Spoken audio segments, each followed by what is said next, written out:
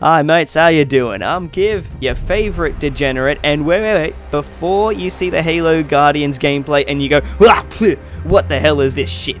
I had to give you guys a pre-warning before anyone saw the gameplay and was like, oh no, don't tell me you're playing this crap. I have to, because it is relevant to what I'm talking about, and that is if Blue Team is going to be returning in Halo Infinite. I really don't think we're going to see them at all.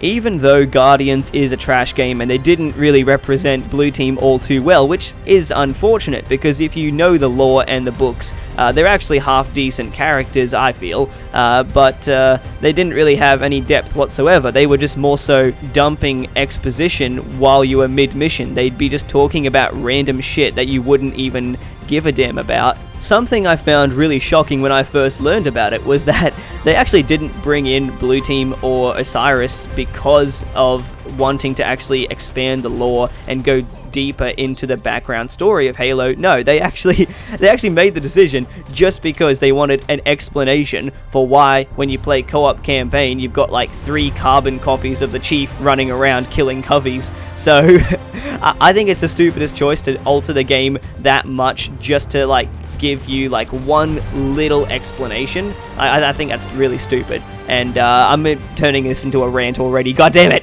It's just so easy. It's so easy to rant about this game. Fuck! Guardians is just trash. Anyway, so because the characters weren't really well received by people who didn't know the lore, obviously they're not going to want to bring them back. I mean, if they really wanted to, they could just do it like Reach and have them as indestructible AI that just follow you around and do shit all. They're about as useful as a screen door on a submarine.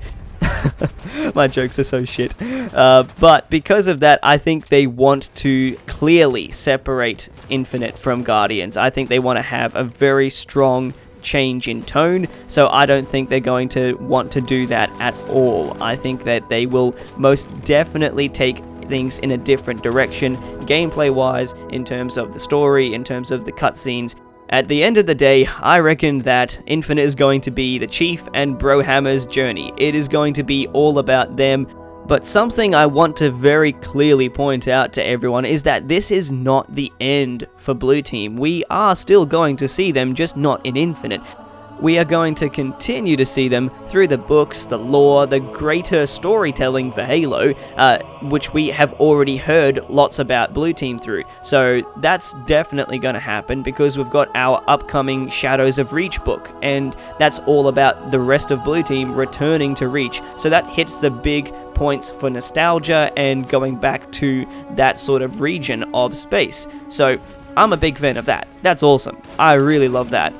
I think this is probably the best that they can do to make everyone as happy as they can, because you've got fans of the lore, you've got fans of the games, and there's a bit of a crossover for some people, but for a lot of people there isn't. And if you put Blue Team in there, then it's probably going to end up pissing off more people than it will end up making happy. But all of that is if you have them in squad-based mechanics. You can't have 4 Spartans all of the time, but all of that comes under squad-based mechanics.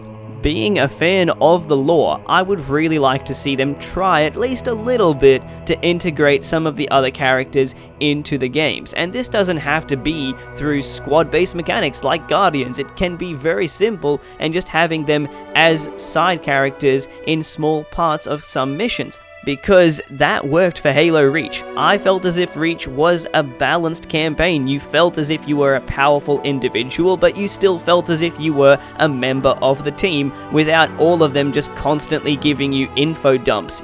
Like, sure, Halo Reach's characters didn't have a whole lot of depth to them, maybe a tiny bit, but that's why you develop characters over time. If you look at Johnson from Halo 1, he's nothing but a stereotype. Then in 2 and 3, he becomes fleshed out, because that's what happens with time. You're able to develop the characters. But that's just my own personal thoughts. So let me know what you guys think. You always have some awesome ideas, and I'd love to hear what you think could happen for Infinite. Do you think Blue Team should be involved a little bit, a lot? Do you think they should be nowhere near the games whatsoever? I'd love to hear from you. So that's just about it from me. I've been Kiv, and I hope you all enjoyed this video. Thank you all once again for the continued support on my videos. The channel is absolutely pumping up there, so I'll see you all on the next one. I've been Kiv, and I'm out.